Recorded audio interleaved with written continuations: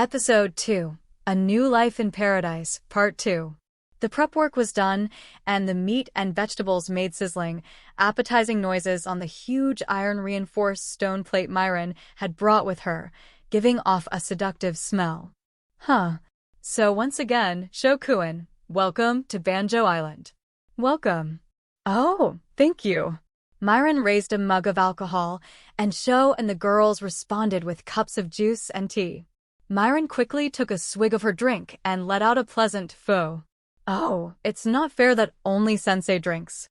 You've got some nerve talking to a teacher like that, Dird, but I'm sorry. Minors aren't allowed to drink.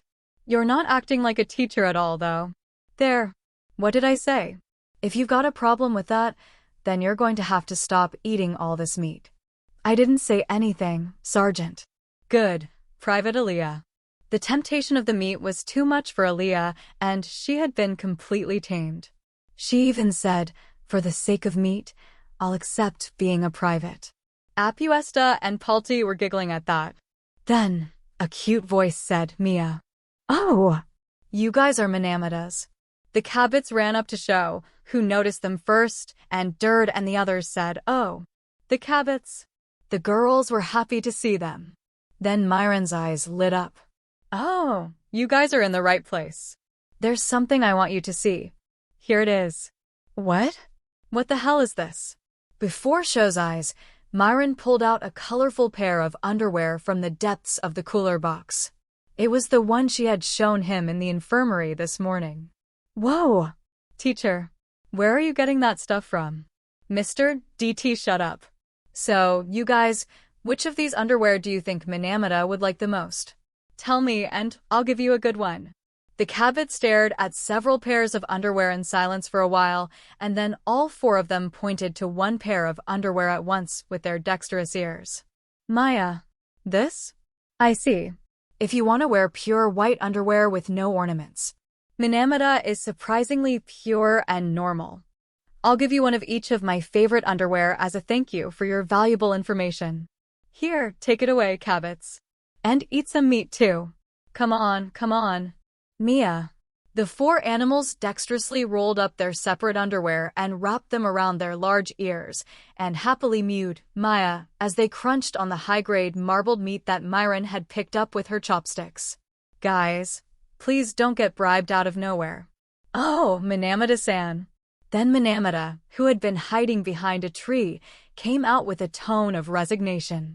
Manamata seemed to be uncomfortable with Myron, and Sho understood why he was hiding, but he had no idea what the Cabots would do with the underwear. Hey, guys. I'm sorry to bother you while you're having so much fun. But this is a request form for the school lunch menu. It doesn't have a lot of choices, but if you give it to the delivery lady tomorrow at lunch, it will be applied from a week from now. Well, I'd recommend Japanese food for Kokoma-kun. Oh, yes. Thank you for going to the trouble. No problem. And here's something for you. I've got to make my rounds, so I'll leave you to it. After handing Sho the form and the bag of goodies, Manamata turned to run away.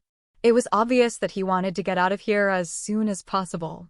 However, wait for me, Manamata.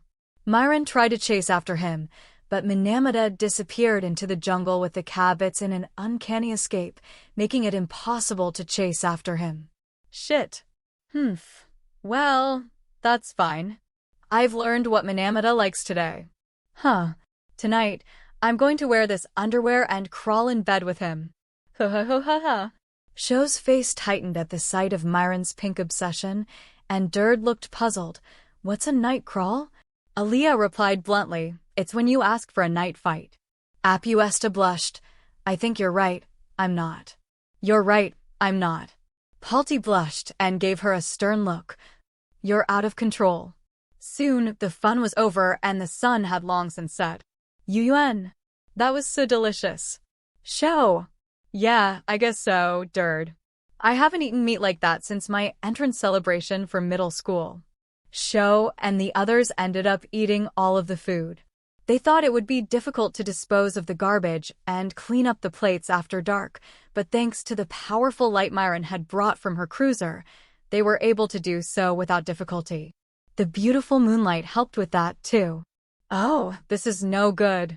She's completely sound asleep again, Aaliyah said as she came out of Sho's tent and shrugged her shoulders. Myron was asleep inside. She had eaten and drank so much that she had crawled into Sho's tent, drunk and gone off to dreamland. Hey, what a bold teacher. Why is she in my tent? Haha. Sensei falls asleep everywhere. I can't help it if this happens. That's right. I didn't think it was possible, but Sensei, if she's drunk, she'll fall asleep anywhere and that's a problem. Dirt rolled over and laughed. Apuesta, who was washing the plates, sighed, and Palti looked annoyed, as if to say, oh my god. Well, where am I going to sleep today? Haha. Why don't you sleep with Sensei? Sho almost dropped the kitchen garbage at Dird's innocent comment. No matter how much, that's not right.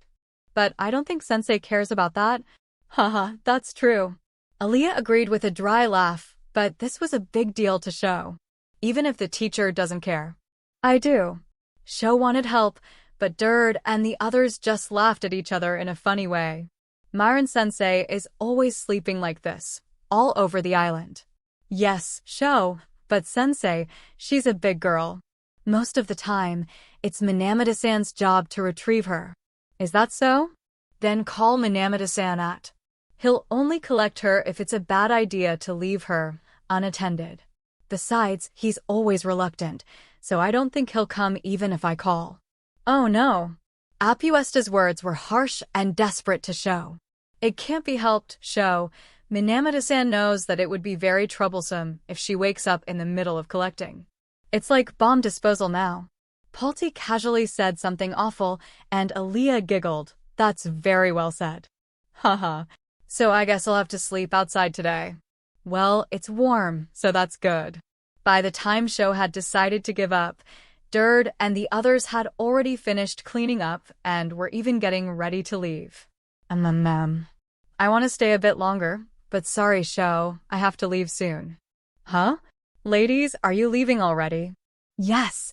I'm sorry, Sho, but good luck with the rest. I'll see you tomorrow. Oh! Wait. Don't leave me alone with the teacher. I'm sorry, Sho, but you have to do your best. I'm sorry, Sho.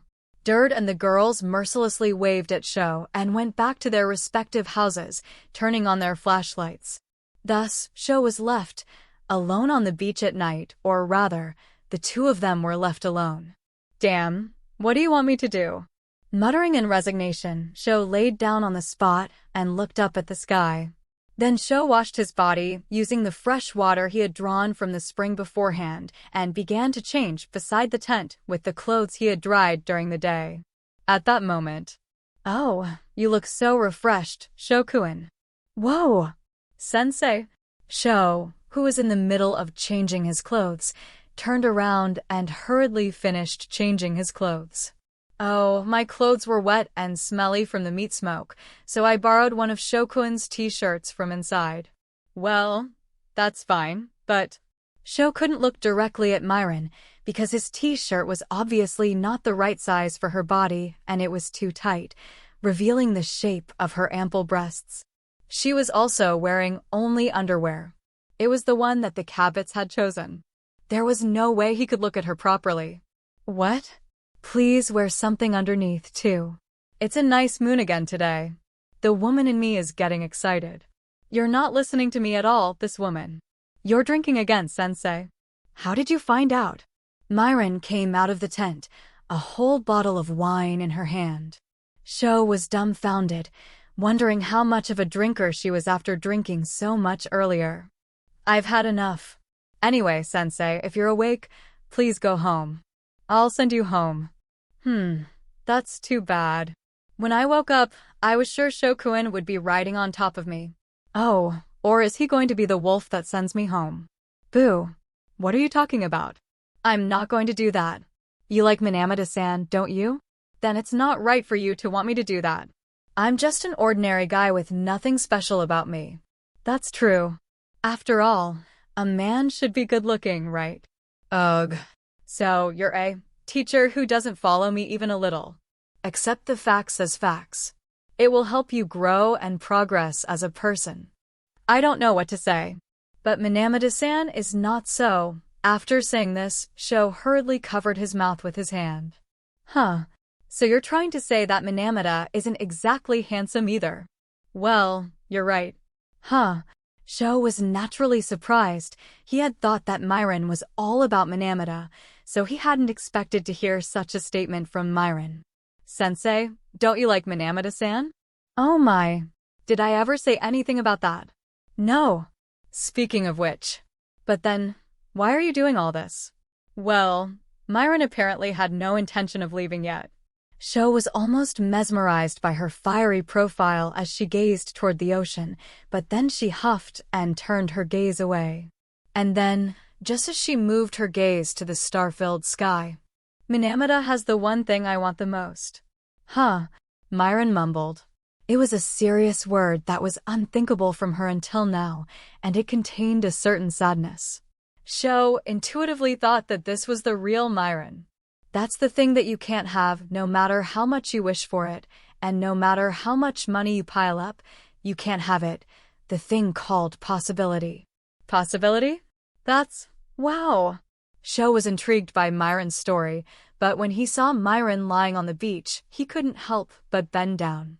From where he was standing, he could see Myron's chest through the t-shirt. You could see her breasts through her t-shirt. You could see her breasts through her t-shirt.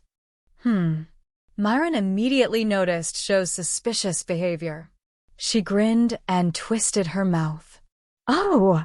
So, Shokuin, did you set up a different tent than the one over there? Huh, I guess Shokuin has fallen under my spell. It's okay, it's okay. No, nothing's fine. Please don't dress like that, you're too defenseless. It's all right tonight. Come on. You can direct your lust at the teacher. Come on, come on. Sho could tell with a glance at her eyes that she wasn't thinking straight. So Sho tried to run away, but... Wait.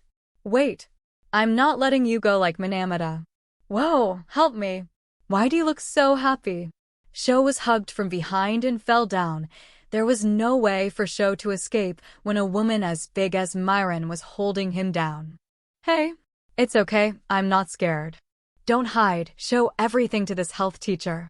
It'll make you feel so much better to expose it all. No. Oh no. I'm not going to hurt you by saying you're pretty when I see you, okay? So, you're still a teacher. I mean, sensei. You said you were going to crawl over to Minamata's today. Are you sure you don't want to go? Hiccup, Fifth. I'm screwed. I can't stop. I'll clear my head for now. Oh no. Somebody help me. Huh. No one's going to help you. Give up. Huh. Oh! Myron spat out a typical villainous line, while at the same time fighting back a feeling of nausea. Sho's body shook with a bad feeling. Ooh, that's not good. I woke up and suddenly moved too hard. What, Sensei? I can't believe it! No, stop. Sho tried to escape from the crisis, but he could not move Myron's body, and... Ugh, yee. Gaia. Under the beautiful starry sky, Myron felt refreshed. Sho. Good morning. Wake up. The next morning, it was Apuesta who was on duty to pick Sho up. She called into the tent in a voice not loud enough to wake anyone, puzzled by the lack of response, and then gently opened the tent entrance against the morning sun. Sho, it's morning, get up. And what did Apuesta see? What is it? Oh, Apuesta, is it morning already? Teacher? What's the matter? The first to wake up was Myron, stretching and forcing on an ill-fitting t-shirt, while Sho woke up next to her, rubbing his eyes. Sho and Apuesta looked at each other. Apuesta suddenly flushed and said, I'm sorry. She closed the tent and ran off. Wait. You're mistaken. No, it's not. Apuesta stopped and looked back at Sho, who rushed out. Apuesta stopped moving and turned around, just as Myron said, oh dear, with a sleepy look on her face. Don't worry, Apuesta, it's nothing like you imagined. Don't look like such a little animal and don't run away. Come here. Yes, yes, what is it? It's true, Apuesta. Perhaps sensing Shou's desperate emotion, Apuesta slowly came back to Shou and Myron. Then she bowed her head, looking somewhat apologetic. Afterwards, he explained what happened last night, mainly that Myron was too drunk and got tangled up and eventually fell asleep in his arms and he couldn't escape, and Apuesta understood. Shou was relieved that he hadn't been misunderstood in some strange way, and he felt a little heavy-headed because he didn't get enough sleep because of Myron. I thought it would be something like that. Here, Shou, salted fish and miso soup. Oh, yeah, thanks. Quickly changing his clothes, Shou tucked into the meal Apuesta had prepared for him. I got Palti to give me the recipe. But basically, her seasoning is light, so I've made it a little thicker to suit you this time. It's a great accompaniment to rice. Yeah, good. Thanks, Apuesta. It's so good. I wish I could eat it every day. Oh, thanks. But I like it thicker. My tongue isn't getting enough. Then you can have this too. Apuesta, who had interrupted Myron's conversation, silently offered her some sauces and spices, which Myron took with a grimace. Yes, sorry. I'm sorry. I'm sorry for interrupting your fresh morning as newlyweds. Blah. Newlyweds are. Shou couldn't help but blow out a few grains of rice when Myron said this deliberately while pouring some shoyu on him. Myron grinned as if to say, "You got me." Apparently, it was payback for being harassed. And by the way, Shou, on a different note, are you free at lunchtime today or after school? Huh? Yeah. I don't think I have anything special to do. I'm free at lunch, and I don't have anything to do when I get home, so I was just thinking about practicing some free diving. Yes. Then why don't you get a little part-time job during your lunch break and after school? It would be better to have some money for emergencies. Part-time job. Ah, I see, it's that day. Then Myron interrupted and Shou said, "What?" Shou questioned them both. Apuesta nodded slightly, and Myron continued to speak. Yes. Daily necessities and other things that need to be purchased through foreign countries are sent here once a month in bulk. So today is the wholesale day. Oh, I see. So, Apuesta is a part of the purchasing route and works with the shopkeeper. But we're really short of men on this island. That's right. So, can you help me? Shou. Shou looked worried, but he didn't have the courage to refuse Apuesta's anxious plea. There is no reason to refuse in the first place, and there is no better way than to have money. That's right. Something might suddenly come up for grabs, so let's give it a try. Shou nodded pleasantly. Yes, sure. Apuesta's taken care of a lot of things for me. I'll leave that much to you. Thanks, Shou. I'll increase your part-time pay. Shou-kun. You'll enjoy it. She's making a lot of money from this. Then you should get a consolation prize from the doctor for the pain in your heart from last night. Damn you, little girl. Apuesta exchanged glances with Myron, who seemed to have a surprisingly belligerent side, and Shou couldn't help but feel pressured by the atmosphere. Okay, Shou-kun. Then I'll comfort you with my body as consolation money. I see, thank you very much. Then I'll take this light as a consolation prize. It's a great way to feel safe at night. Shit. Listen to what the teacher says until the end. Shou, why don't you take some of these supplies as well? Myron-sensei is kind enough to give them to you. What? Wait. Apuesta, I never said anything about that. Really? That's very helpful. Thank you, sensei. They're a cheeky combination of... But Myron, perhaps distracted by Shou's rather genuinely happy expression, scowled lightly, sighed heavily once, and said resignedly, "All right. Fine. I don't care if that's all it takes to heal Shou-kun's heart. Take whatever you want. But you should be thanking your teacher." Yes, sir. Thank you, sensei. Good for you, Shou. Having acquired a number of daily necessities in this way, Shou gradually became aware that he was beginning to enjoy his survival lifestyle. Ha. That was a disaster, Shou. When Sho arrived at the classroom with Apuesta, Dird and her friends were waiting for him and asked him curiously what happened with Myron last night. First, Aaliyah laughed out loud at him. "You're not a good sleeper, are you? I'm sorry you had a rough night, Sho." "Hey, Dird, you don't know what hard means, do you? You're such a child." What do you mean?" No. You don't know anything and you'll grow up pure. That's what I want. Emga. I feel like I'm being treated like a child." That morning, Dird and Aaliyah were still getting along well.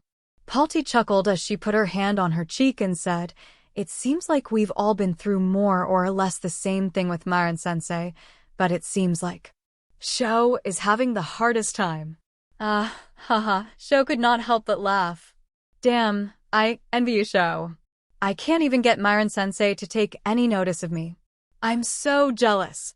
Dird and the others are all over you." "What? Mom, Mike? Good morning. Why? You think you have a talent for titillating the maternal instinct? You think that's the power of the Shoda? Tell me the secret to being popular with girls." "No, I don't know anything about that. I mean, Mike, you're really worked up this morning." Mike's cheek was pressed against Sho's cheek. It was a very annoying skinship. "Oh, Apuesta, isn't today the day of the event? Should we help out this time, too?" Aaliyah said as if she had noticed something, and Mike backed away from Sho with a panicked look. "That's right. Today is the day of the sale. How could I have forgotten? Apuesta. I wonder if it's in stock again." "It is, but I can't sell it to you." "Oh my gosh. It's about time. You could have forgiven me. I'm sure a merciful God would have forgiven me by now." "God may forgive you, but I will not. You are banned," Apuesta said coolly, and Mike dropped to his hands and knees on the floor, looking devastated. "Arga. Oh my God. God has given up on me. I'm dead. I'm so bad." What do you mean?" Sho scratched his cheek and mumbled. Apuesta sighed and said, "Never mind, Sho. If you want, you can help me with my part-time job. The remuneration will depend on the sales, but you'll be there, so we'll have enough manpower with everyone." "Yeah, I've got some parts one need. I also want to buy some snacks, so I'll do it." "I'm good too. Let me help you." Dird, Aaliyah, and Palti each gladly agreed to Apuesta's request, and Apuesta breathed a sigh of relief. "You're all with me? Hey, Apuesta, is that a pretty hard job?" "Just selling stuff, for one."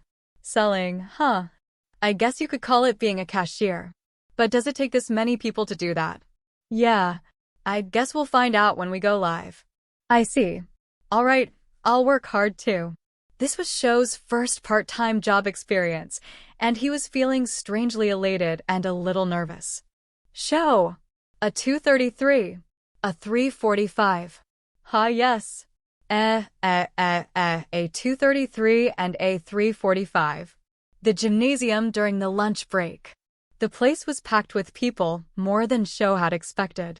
A temporary store was set up on the stage. The students were lined up and the line continued through the entrance into the schoolyard. There were not only students, but also adults from the island. They were all examining the pictures of the products on the tall boards and checking the tags with the product numbers on the side of the pictures. The system allowed you to order items by their numbers. Incidentally, everyone had their own electronic card that they used to pay for their purchases. This was because the checkout process was significantly faster that way. Even so, there's some kind of noisy stuff in there. "It's a great store, isn't it?" Sho mumbled to himself as he searched for items. Apparently, firearms, parts that would be used for firearms, and mysterious cannon-like tubes have been on sale since a while ago. The firearms were not air guns in terms of weight, and Sho was inwardly scared that they might be the real thing. Sho, next. C-103, C-255, C-261. Huh? Oh, well, the previous one is still. C-103. Wearing a part-time apron, Sho struggled to move his feet from one task to the next. His job was to take the orders that Apuesta read out, search through the shelves on the platform, and deliver them to her. but it was a tough job because of the number of products. Show no. It's not this one, but the one next to it. The packaging looks similar, so be careful. Oh! I'm sorry. The power of the queue and the shouts of, "Hurry up." Dird and the other part-timers managed to cover for him, but it seemed to him that they were still short-staffed. Show, hurry up with that order I just gave you. Wow, I'm sorry now. It's so hard to make money. Sho thought with all his heart and continued to run around, thanking his father for his hard work as a regular employee. Come on, this thing isn't new, is it? That's expensive for what it is. Sho was finally getting used to the job. Some customers began to complain to Apuesta. Sho, who had never worked in the customer service industry before, was worried about Apuesta as he looked for products, but Apuesta, the receptionist, replied with interesting words. Yes, but this is a beautiful hit item.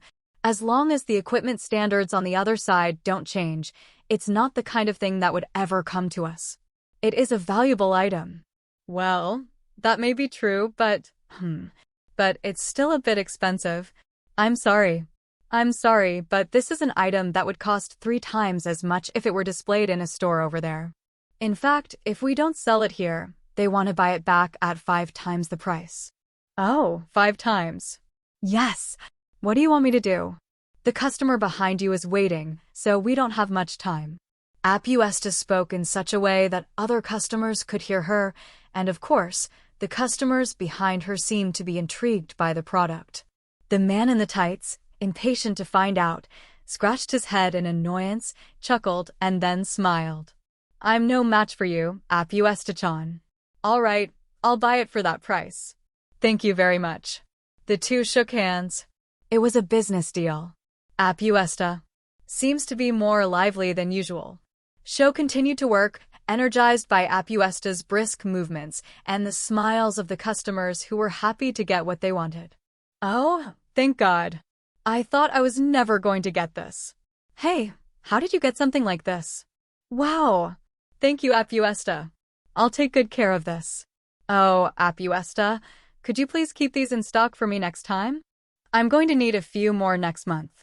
The customers came and went, and Apuesta was polite but quick to respond to each of them.